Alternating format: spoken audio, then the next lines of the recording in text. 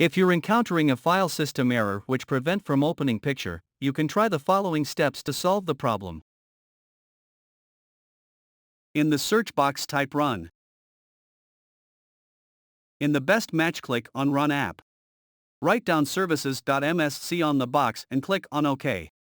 A services window will appear. Now scroll down to find Windows License Manager.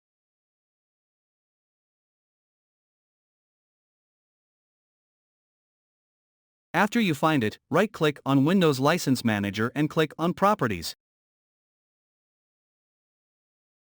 In the General tab, select Manual in the Startup type. If Manual is selected in yours, that's all right. Click on Apply. Click on Start. Click on OK.